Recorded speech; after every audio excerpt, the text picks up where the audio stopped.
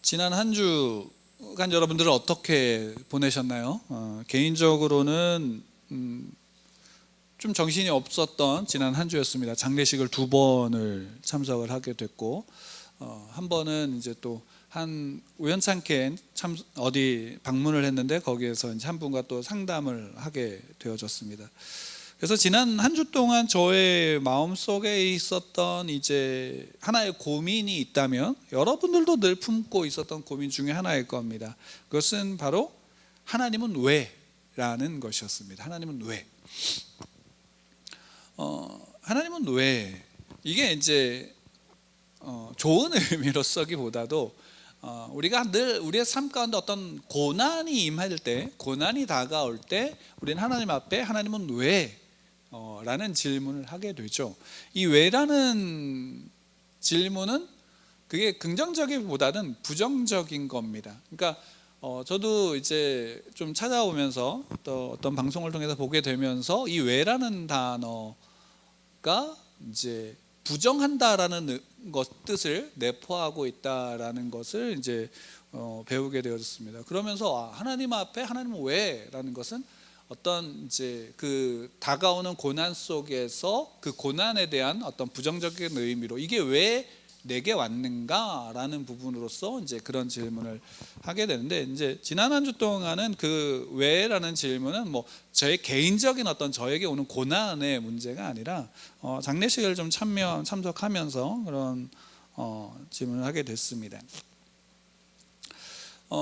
지난 한 주 동안 그래서 좀 슬픔 가운데 좀 지냈고 또 좀 개인적으로는 좀 고통스러웠는데, 오랜만에 이제 만났던, 그러니까 대학을 졸업하고 정말 오랜만에 만났던 친구가 이제 불과 한 달, 두 달 전에 만났는데, 그 친구가 이제 사고를 당한 이제 소식을 듣게 됐고, 저하고 이제 나이가 같은 친구인데, 참 멋있는 친구였고, 또 그 안에서 하나님께 정말 쓰임, 이제 목회자로서 온전한 목회자 세워지기 위해서 참 많은 노력을 했고, 그래서 하나님께서 그에게 이제 좀 좋은 교회를 맡기셨고, 이제 그 교회에서 좀 적응하면서 그 교회에서 이제 하나님께서 주셨던 목회적인 어떤 철학이나 또 교회를, 또 어떤 그 교회의 마인드를 가지고 세워나가 이제 좀 일을 하고자 했던 그 시점에서 이제 사고를 당하게 됐습니다. 그러면서 이제 그 질문이 나오게 되는, 하나님은 왜? 더군다나 이제 아이들이 이제 중학생이 되어졌고, 중학생이 된 딸들이 있고, 또 사모님도 이제 같이 저하고 학교에서 같이 공부했던 후배이기도 한 사모님도 이제 그 가운데 남겨지게 됐습니다. 또 목회를 참 어떻게 본다면 계속 하셨던 아버지, 그 목사님의 아버지는 목회를 계속 하시면서 개척을 계속 하셨어요. 그러니까 어떤 교회를 잘 세우셨으면 거기를 또 다른 후임에게 맡기시고 다른 곳에 가서 또 개척을 하시고, 은퇴를 하신 뒤에도 개척을 계속 하셨던, 지금까지도 개척을 했던 그 교회에서 사역했던 이제 목사님이십니다. 사모님과 이제 이렇게 열심히 생활했던 분이었죠. 사역을 하셨던 분들이었는데, 그러니까 그런 상황에서 당연히 이제 그럼 하나님 왜? 라는 질문이 나오게 되는 거죠. 물론 답은 알고 있죠. 거기에서 어떤 답이 나올까요? 하나님이 그를 기뻐하시기에 일찍 데려가셨다 라고 말할 수 있습니다. 근데 정작 그것이 우리가 객관적인 입장에서 우리가 이렇게 말할 수 있는 입장에서 그것을 그런 이야기밖에 할 수 없는 입장이긴 하지만, 그럼에도 불구하고 그것이 정작 위로가 될까라는 측면을 본다면 위로가 되지 않죠. 왜? 그 자녀들에게 있어서는 아직 아버지가 필요한 나이고, 누구보다도 아내에게서도 그러하고 부모에게도 그러합니다. 그래서 개인적으로 이제 거기에서 장례 예배를 드렸던 목사님이 이제 설교를 하실 때 그 설교가 굉장히 공감이 됐습니다. 왜냐하면 그분도 이 목사님 굉장히 아끼셨거든요. 그래서 지금 이제 거기 담임 목회자로 담임 목회자를 첨부하는 그 교회에 추천을 하셨기 때문에 굉장히 아끼죠. 그분이 와서 설교하실 때 솔직하게 그 고백을 하신 게 뭐냐면, 잘 모르겠다라는 것이었습니다. 그러니까 우리에게 부딪혀진 나의 고난 속에서 부딪혀진 그 고난 앞에선 우리는 그 안에서 하나님이 그것 가운데 무엇을 원하시는지 우리의 솔직한 답은 무엇이냐면 모르겠다입니다. 모르겠다. 그래서 울먹이면서 설교하셨던 그 목사님의 이제 생각이 저의 인상에 박혔습니다. 그러면서 하나님 왜? 라는 질문을 하게 되죠. 근데 마침 이제 오늘 베드로전서를 우리가 함께 나누면서 오늘 본문의 이제 7절 말씀에 무엇을 이야기하냐면 이렇게 우리에게 말씀하고 있죠. 너희 염려를 다 주께 맡기라라는 것입니다. 너희 염려를 다 주께 맡기라. 이게 참 우리가 참 쉽게 할 수 있는 말입니다. 신앙을 가진 그리스도인들이 참 쉽게 할 수 있는 말이 고난을 당하고 있는 이들, 걱정하는 이들에게 염려를 주께 맡겨라, 믿음으로 맡겨라 라고 말하는 게 참 어떻게 본다면 우리가 그렇게 밖에 말할 수 없기도 하지만 또한 어떤 면으로는 너무 쉽게 그렇게 말하기도 한다라는 것입니다. 그럼 여기서 우리가 한번 생각해 봐야 되는 건 뭘까요? 염려라는 게 뭘까요? 염려. 우리가 염려를 생각할 때 가장 먼저 우리에게 떠오를 수 있는 성경 구절이 있습니다. 마태복음 6장 25절을 보면 산상수훈에서 예수님께서 이렇게 말씀하십니다. 마태복음 6장 25절입니다. 함께 좀 찾아볼까요?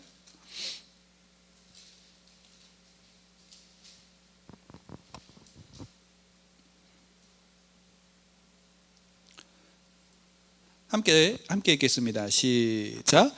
그러므로 내가 너희에게 이르노니 목숨을 위하여 무엇을 먹을까, 무엇을 마실까, 몸을 위하여 무엇을 입을까 염려하지 말라. 목숨이 음식보다 중하지 아니하며 몸이 의복보다 중하지 아니하냐. 염려하지 말라. 무엇을 먹을까, 무엇을 마실까, 무엇을 입을까 염려하지 말라라고 말씀하셨죠. 그럼 반대로 한번 물어볼 수 있습니다. 여러분, 먹는 것 때문에 염려하는 것이 나쁜 것일까요? 입는 것 때문에 염려하는 게 나쁜 것일까요? 라는 거죠. 왜냐하면 실제로 우리가 창세기를 통해서 보게 되면 인간이 죄를 지은 다음에 하나님이 사람에게 주신 형벌 중에 하나가 뭐냐면 땀을 흘려야지만 먹고 살 수 있게 되어진 거예요. 땀을 흘려야지만. 그러니까 수고하고 땀을 흘려야지만 먹고 살 수 있게 되어진 상황에서 당연히 그러니까 살기 위해서는 어떻게 해야 되냐면 먹는 것을 어떻게 하냐면 거두어 드려야 돼요. 그럼 수고해야 된다고요. 땀을 흘려야 된다고요. 그리고 그것을 위해서 어떻게 하냐면 노력을 해야 돼요. 근데 사람이 죄는 어떻게 되어졌냐면 그 죄는 결국 그것을 자기가 하나님이 되려고 하기 위해서 먹고 사는 문제에 대한 부분을 어떻게 하냐면 다른 사람의 것을 뺏음으로 자기 안에 그것으로 힘을 만들었죠. 그러니까 약한 사람들, 힘이 없는 사람들에겐 항상 먹고 사는 문제는 염려거리가 되나요, 안 되나요? 될 수밖에 없는 것이에요. 실제로 여러분들도 제가 이제 가끔씩 이런 상담을 하거나 어떤 이제 교제들을 할 때 많은 부분에서 걱정하고 염려하는 부분 중에 많은 부분이 뭐냐면 또 그리고 자기의 삶 가운데 고난을 겪고 있다라고 말하는 부분 중에 많은 부분이 뭐냐면 자기에게 닥쳐진 경제적인 문제들, 그러니까 경제적인 문제, 오늘날의 경제적인 문제가 어떤 것이냐? 먹고 사는 문제이죠. 경제적인 문제가 자기가 원하는 대로, 자기가 뜻하는 대로 풀리지 않고 그것이 점점 더 자기에게 더 큰 문제로 다가오는 이들이 그것에 대해서 걱정하고 염려하는 경우가 많다라는 것입니다. 그리고 그렇게 걱정하고 염려하는 사람들은 대부분은 뭐냐면 힘이 없는 이들이죠. 먹고 사는 것 가지고 걱정하는 이들에게 있어서는. 힘 있는 자들은 먹고 사는 것으로 걱정하지 않죠. 더 가지려고 걱정하는 것뿐이죠. 그러니까 염려한다. 먹고 사는 것, 무엇을 먹을까, 무엇을 입을까, 무엇을 마실까를 가지고 염려하는 것은 우리 사람들에게 있어서 어떻게 보면 당연한 어떤 문제일 것입니다. 그럼에도 불구하고 예수님께서 왜 그러면 이것으로 염려하지 마라 라고 말씀하신 이유가 무엇일까 라고 한다면, 그 앞에 19절에 보면 이 본문이 전체적인 맥락이 어디에서 오냐면, 너희를 위하여 보물을 땅에 쌓아두지 말라. 거기는 좀과 동록이 해하며 도둑이 구멍을 뚫고 도둑질하느니라. 그러니까 어떤 문제냐면, 자기가 가장 귀하게 여기는 것을 어디에다 쌓지 마라? 땅에다 쌓지 마라라는 겁니다. 세상이 가지고 있는 가치, 세상이 바라는 힘, 세상이 바라는 권력을 취하고 그것에 자기를 어떻게 하냐면 그것에 마음을 두지 말라라는 것이죠. 그러면서 24절에 뭐라고 하면, 한 사람이 두 주인을 섬기지 못할 것이니 혹 이를 미워하고 저를 사랑하거나 혹 이를 중히 여기고 저를 경히 여김이라. 너희가 하나님과 재물을 겸하여 섬기지 못하느니라. 그러니까 지금 이 25절 말씀은 어디서부터 오냐면, 사람들이 이 땅에서 살아갈 때 걱정하고 염려하는 것은 결국 무엇에 있냐면, 먹고 사는 문제를 떠나서 바로 힘에 자기의 가치를 둔 겁니다.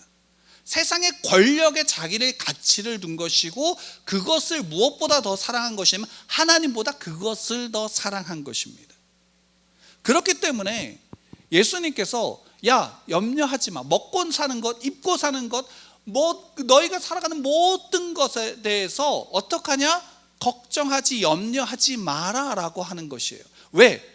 그 다음에 26절에 뭐라고 나와 있습니까? 함께 26절 말씀 읽겠습니다. 시작. 공중의 새를 보라. 심지도 않고 거두지도 않고 창고에 모아들이지도 아니하되 너희 하늘 아버지께서 기르시나니 너희는 이것들보다 귀하지 아니하냐. 29절에 또 이렇게 말씀하세요. 그러나 내가 너희에게 말하노니 솔로몬의 모든 영광으로도 입은 것이 이 꽃 하나만 갖지 못하였느니라. 그 앞에 뭐예요? 백합화가 어떻게 자라는지 보라라고 말씀하셨어요. 그러니까 여기에 지금 무엇을 담고 있냐면, 예수님께서 제자들에게 하신 말씀 중에 주인이 종에게 먹을 것을 주는 것이 마땅하다라고 말씀하셨어요. 그러니까 지금 무엇이냐면, 하나님의 백성들의 먹고 마시고 입는 것에 대해서 어떻게 하시냐면, 누가 책임을 지냐? 내가 책임을 지겠다라는 것이에요.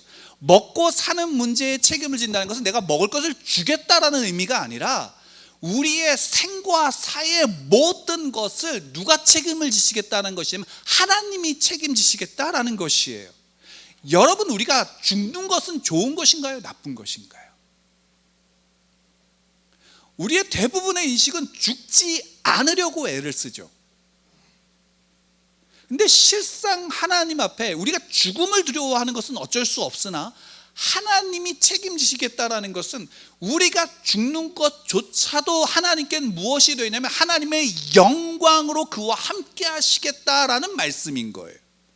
하나님이 책임지시겠다라는 말은 그거예요. 우리가 살아가는 것 속에서 먹고 사는 문제를 책임져서 내가 늘 너한테 먹을 것을 주겠다, 그것을 넘어서 그 죽음조차도 하나님 앞에 무엇이냐? 너의 죽음 그조차도 내게는 어떠냐면, 너를 향한 나의 영광이 너와 함께 하고 있다라는 것. 그래서 나의 모든 영혼을 내가 어떻게 한다? 책임지겠다라는 말씀이신 거죠. 그래서 염려하지 말라라는 것입니다. 먹고 사는 것에 대해서 너가 노력하지 말고 애쓰지 말라라는 말씀이 아니라, 그 모든 삶의 모든 순간순간 속에서 그것 때문에, 먹고 사는 것 그것 때문에 걱정해서 너가 하나님의 자녀임을 잊어버리고 살아가는 것, 그것에 대해서 염려하지 말라라는 것입니다. 왜? 우리의 삶은 우리 삶을 하나님이 택하셨다면 우리의 죽음도 하나님이 택하셨어요. 그게 하나님의 뜻인 것이죠. 염려하지 말라라는 것은 그런 의미입니다. 그럼 믿음은 어디에 있는가? 우리가 왜 염려가 있으면 믿음이 발동이 되나요, 안 되나요? 발동이 되지 않죠. 왜? 염려는 믿음에서 나오는 게 아니라 두려움에서 나오는 것이거든요. 염려는 두려움에서 나오는 겁니다. 내가 죽는 것에 대한 두려움. 이유가 있죠. 왜? 죄인들은 죽음을 두려워하게끔 되어져 있고, 왜? 사망의 종노릇하고 사망의 노예되어 있기 때문에. 세상 권세 잡은 사단이 우리를 위협하는 것의 가장 좋은 수단이 뭐냐면 두려움인데, 그 두려움은 어디로부터 하면 죽음에서부터 오는 것입니다. 왜? 죽음은 죄의 결과이기 때문이죠. 근데 예수 그리스도는 우리의 죄를 어떻게 하셨어요? 해결하셨어요. 그래서 그리스도인들의 죽음은 단순하게 그 죽음 자체가 죄의 결과로서의 고통이 아니라 하나님과 함께함의 여정 속에 있는 것이에요. 우리의 육을 입고 하나님과 함께 했다면 죽음은 우리의 영으로 온전히 하나님의 얼굴과 얼굴을 마주보면서 알 수 있는, 그분 앞에 서는 여정 가운데 있고, 예수님이 마지막 때 재림하시는 그 순간은 어떡하냐?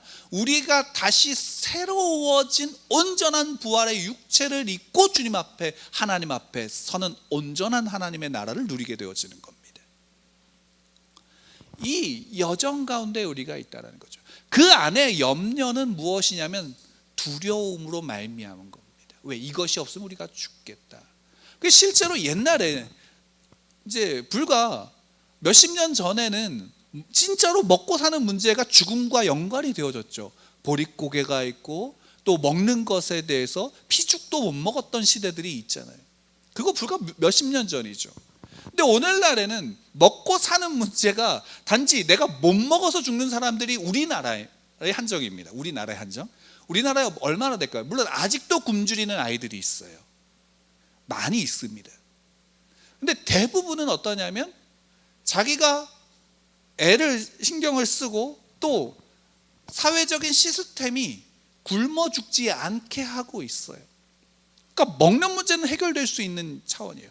그럼에도 불구하고 먹는 것 때문에 사람들이 염려하나요, 안 하나요? 하죠. 왜? 이제는 그것 때문에 죽는다는 차원이 아니라 내가 남들 수준만큼 먹지 못하는 게 내가 죽는 것과 같다라는 것이에요. 아이러니하죠. 남들만큼 하지 않으면 마치 내가 부정당하고 죽은 것 같은 두려움 속에서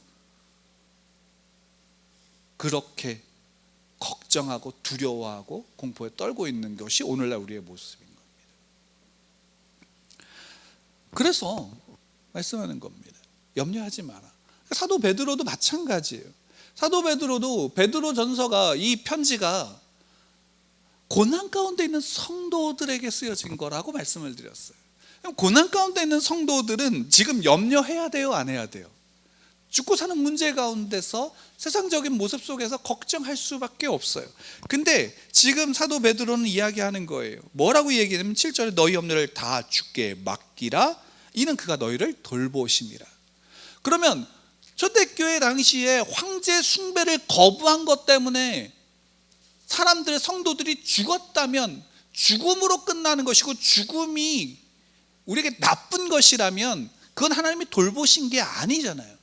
근데 사도 베드로는 돌보신다라고 말씀하고 있어요. 그 얘기는 뭐냐면 아까도 말씀드렸다시피 죽음 그 자체가 우리가 두려워할 것이 아닌 하나님의 돌보심 가운데 있는 것이다 라는 것을 함께 우리에게 말씀해 주고 있는 것입니다. 그렇기 때문에 여러분, 우리가 진짜 우리의 믿음의 증거가 어디서부터 세워져야 되는지 아시나요? 우리의 믿음이 좋다라는 것의 증거가 우리는 무엇으로부터 알아야 되냐면, 우리가 어떤 결과를 가지고 내 믿음이 또는 다른 사람의 믿음이 좋다라고 판단할 수 없어요. 우린 늘 고백하지 않아요? 결과는 누구에게 있어요? 하나님께 있다고 하잖아요. 그럼 결과가 내 믿음의 증거가 아니에요. 결과가 좋고 나쁨이 내 믿음의 증거가 아니라고요. 결과가 나쁘면 그게 하나님의 뭐예요? 뜻이에요. 결과가 좋으면 그것이 하나님의 뜻이에요. 우린 하나님이 선하다고 믿잖아요. 아니신가요? 하나님이 선하시잖아요. 그 선하신 하나님이 내가 볼 때 나쁜 것을 주셨다면 그것은 나를 죽이기 위한 것이 아니라 그것이 내게 필요하다라는 것 때문에 내게 주셨다는 사실을 믿어야 되지 않나요? 그래서 믿음의 증거는 결과로 나타나지 않아요. 병이 고쳐졌다는 것이 믿음의 증거가 아니에요. 부자가 됐다는 것이 믿음의 증거가 아니에요. 믿음의 증거는 어디에 있냐면요, 선택에 있어요. 왜? 우리가 염려가 있으면 선택할 수 있어요, 없어요? 선택할 수 없잖아요.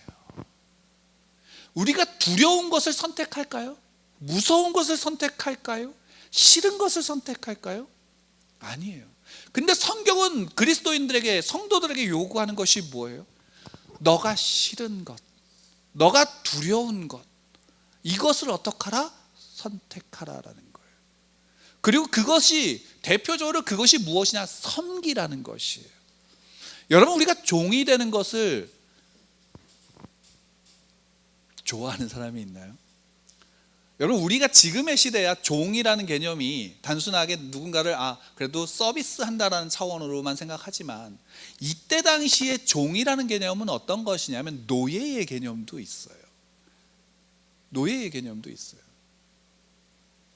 물론 돈을 받는 종과 실제로 노예하고는 조금 다른 개념이긴 하지만, 이때 당시에 종은 노예의 개념이 좀 더 있어요. 그럼 노예는 이때 당시에 사람들이 노예가 되고 싶을까요? 아니에요. 되기 싫은. 왜? 노예가 된다는 전쟁에서 패했거나 자기의 모든 것을 잃어버렸거나 정말로 말 그대로 헬라 지역을 넘은 야만인이라고 불리는 다른 지역에 있던 이들을 데리고 붙잡아 와서 굴복시켜서 노예로 만든 거거든요. 그리고 그들이 섬기는 거예요. 예수님께서 너희가 섬겨라라는 것은 어떤 면으로는 노예와 같이 극진하게 대접하라라는 말도 내포하고 있는 거예요. 그러니까 그리스도인들은 뭐냐면 세상 사람들은 싫어할 일들을, 두려워할 일들에 대해서 기꺼이 어떻게 하냐면 그것에 대해서 베푸는 거예요. 그래서 믿음의 증거는 어디서부터 나타나냐면 우리의 삶의 실제적인 삶의 현장 속에서의 선택에서 나타나는 거예요. 여러분, 많은 이들이 교회에서 이야기하고 목사님이 설교한 것과 우리의 실제 현실의 삶은 다릅니다라고 얘기해요. 예, 달라요. 같을 수가 없어요. 그게 같다면 그게 이상한 거예요. 달라요. 왜 다르냐고. 여기에서 우리가 성경을 배우고 함께 나누고 고민하며 이야기했던 그 말씀을 그래서 묵상했던, 그래서 내가 이대로 살겠습니다라고 말했던 이 말씀은 세상 속에서 세상이 바라는 것이 아니라 세상이 싫어하는 것들이거든요. 그 싫어하는 것들을 내가 하기 때문에 세상은 그래서 우리를 향해서 뭐라고 얘기하냐면 미련하다라고 얘기하는 것이고요, 세상은 우리를 향해서 뭐라고 얘기하냐면 거치는 돌이라고 얘기하는 거예요. 그들에게는 하나님을 믿는다고 하면서 그대로 살아가지 않은 이들에게는 거치는 것이 돼요. 걸려 넘어지게 만드는 돌이 된다고요. 그게 뭐예요? 너가 틀렸어라는 것을 간접적으로 표현해 주는 거예요. 그들에게 너 이렇게 했으니까 너 이렇게 해서 너 잘못된 거야 라고 말한다고 해서 그들이 고치고 들을까요? 아니에요. 결국에는 그리스도인들의 모든 속에서 염려 속에서도 똑같은 염려 속에 있다 할지라도 그 속에서 믿음의 선택을 하는 것이 그 믿음의 증거예요. 그로 말미암은 결과가 어떤 것인가는 하나님의 뜻이에요. 우린 이 사실을 받아들여야 되고 이것을 믿어야 되는 거예요. 그래서 염려를 어떻게 하나? 다 주께 맡겨라 라고 말하고 있는 거예요. 그리고 그가 너를 돌보신다라고 사도 베드로가 고백하고 있는 것입니다.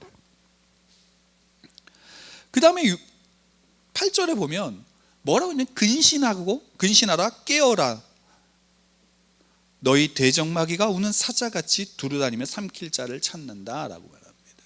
그렇죠? 왜? 우는 사자와 같이 삼킬 자를 두루다니며 찾고 있다라는 것. 우는 사자 앞에 서는 모든 이들은 두려워할 수밖에 없습니다.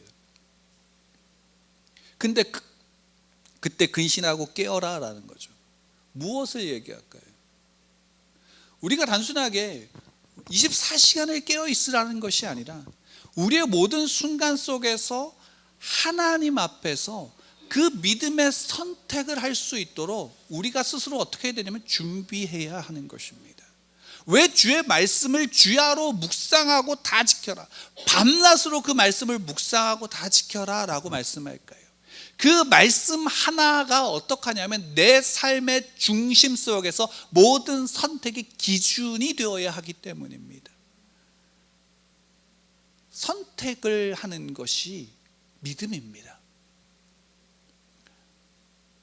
단순하게 염려하지 마라고 말한다고 해서 염려가 안 될까요?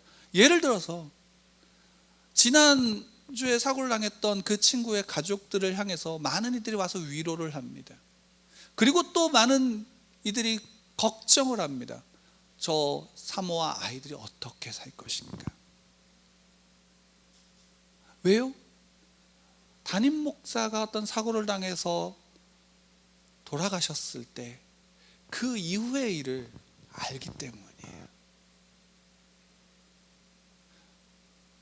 그럼 염려하지 말라라고 말하는 것이 그리스도인이라면 어떻게 되면 그들이 실제적으로 염려하지 않을 수 있도록 해줘야 되는 게 그리스도인들의 선택입니다. 물론 그것은 무엇인가 어떤 물질로 도와준다 할 차원을 떠나서 그것이 안 돼서 기도할 수 있게 되어지는 것도 귀한 일입니다. 잊지 않고 기도해 주는 것도 참 귀한 일이죠. 그런 실제적인 모습이 그리스도인들에게 있어야 한다는 것입니다. 그게 믿음의 선택이죠.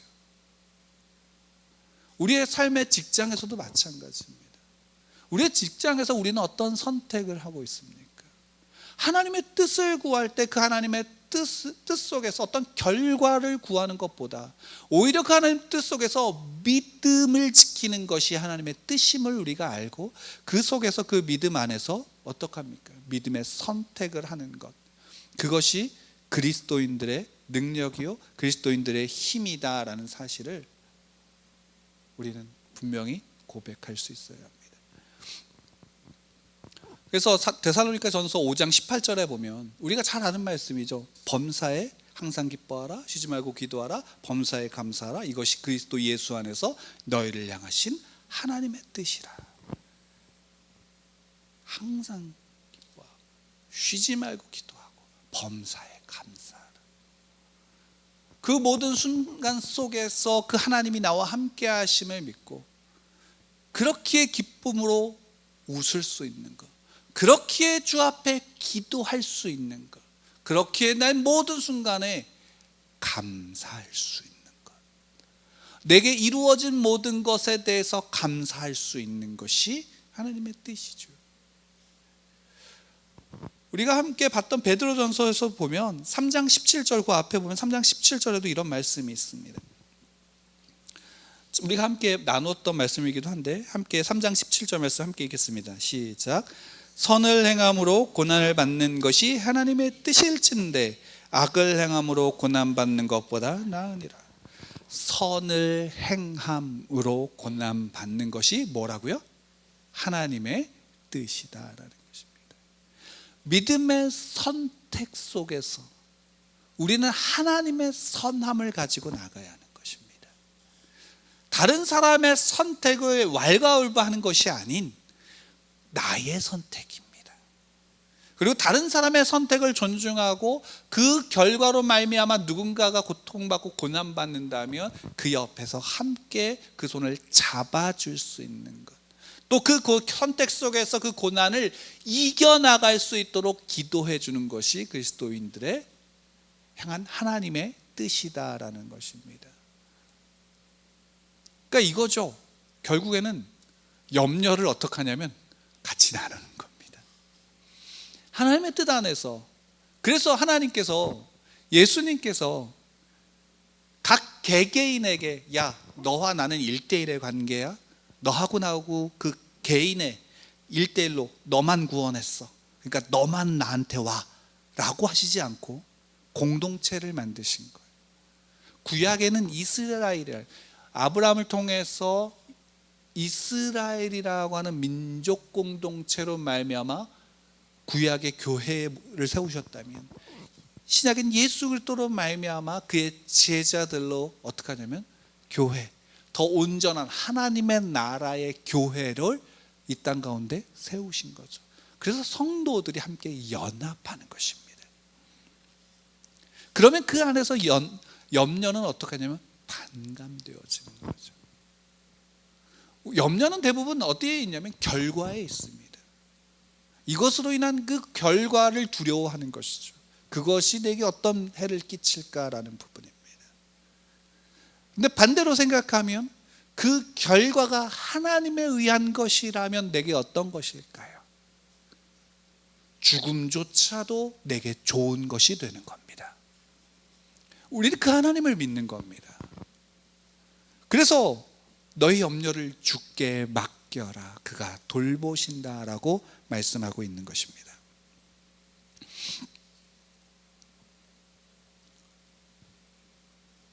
9절 말씀 그래서 함께 읽을까요? 같이 읽겠습니다. 시작. 너희는 믿음을 굳건하게 하여 그를 대적하라. 이는 세상에 있는 너희 형제들도 동일한 고난을 당하는 줄 알미라. 너희는 믿음을 굳건하게 하여 그 사단을 대적하고 세상을 대적하고 이 세상에 있는 너희 형제들도 동일한 고난을 당하는 줄 알미라. 모든 그리스도인들은 그 믿음의 선택을, 믿음으로 살아가는 그리스도인들의 삶은 동일한 그 고난 가운데 있습니다. 그 믿음으로 살아가는 말미암아. 근데 그 고난이 단순하게 고통으로서만 우리에게 다가오는 것은 아닙니다. 이 사실도 우리가 분명히 알아야 합니다. 그 고난 속에서 하나님이 나와 함께 하심을 우리는 더 분명하게 알게 될 것입니다. 제가 그 친구에 대한 그 고민 속에서, 하나님은 왜? 라는 고민 속에서 제가 한 가지 저만의 개인적인 위로를 받은 것은 무엇이냐면, 그 안에서 복음이 제게 위로가 됐습니다. 왜냐하면 우리의 복음은 무엇인가요? 우리의 복음은 예수 그리스도이십니다. 우리가 복음을 전한다는 것은 나로 말미암아 누가 증거되는 것이냐면 예수 그리스도가 증거되는 겁니다. 그래서 우리는 예수 그리스도를 어떻게 해야 될까요? 기억해야 합니다. 그래서 예수님께서 그 마지막 만찬 속에서 제자들에게 나를 기념하라고 말씀하셨습니다. 예수님을 기억하고 기념함으로 말미암아 우리는 우리의 삶을 통해서, 복음은 예수 그리스도를 내 삶의 모든 것을 통해서 증명하고 증거하는 것이 복음입니다. 그것이 말이 됐던 삶의 행동이 됐던 어떤 것이든지 말입니다. 그래서 그리스도의 향기가 성도들로 말미암아 세상에 풍겨나게 되어지는 것입니다. 그리스도의 생명이 성도들로 말미암아 넘쳐 흘러가게 되어지는 것입니다. 근데 한 젊은 목회자의 죽음이 안타깝고, 그의 죽음이 어떤 의미일까, 또 그의 죽음이 또한 그의 가족들에게 어떤 말로 해서 위로가 될 수 있을까라고 하면 어떤 말로도 위로가 되지 않지만, 그 속에서 묵상하고 고민했던 제 안에 위로가 됐던 것은 바로 이 복음이었습니다. 왜? 그가 평생 붙잡았던 것이 복음이었습니다. 그리고 그가 그 목회 속에서, 그 삶 속에서 나타나고자 했던 것이 예수 그리스도였습니다. 달리 얘기하면 우리가 예수 그리스도를 기억하고 예수 그리스도의 복음을 증명하고 증거하는 삶 속에서는 항상 누가 그 속에서 기억될 수 있냐면 그가 기억될 수 있는 겁니다. 나의 친구가 사랑했던, 내가 사랑했던 내 가족이, 그래서 정말로 그 안에서, 그 사랑 가운데서 증거하고자 싶어 했던 그 예수 그리스도, 그가 증거하고자 했던 그가 예수 그리스도와 함께 나타나고 있는 것입니다. 그것은 여러분들의 삶 또한 마찬가지입니다. 모든 그리스도인 성도들의 삶은 예수 그리스도와 함께 복음 안에서 증명이 되고 증거되고 있고 풍겨나고 있다는 사실을 믿으십시오. 그래서 우리에겐 죽음이 두려움이 아닌 겁니다. 여러분의 삶 속에서 그래서 이렇게 저는 오늘 설교 속에서 여러분들에게 말씀드릴 수 있습니다. 너희 염려를 다 주께 맡겨라. 그가 돌보시느니라. 여러분들 삶 속에 있는 모든 것을 주께서 돌보십니다. 우린 그것을 믿습니다. 그 하나님을 믿고요, 그 하나님이 나의 하나님이심을 믿습니다. 우리의 삶의 모든 중심에 그리스도가, 하나님이 여러분들의 중심이 되기를 축원합니다.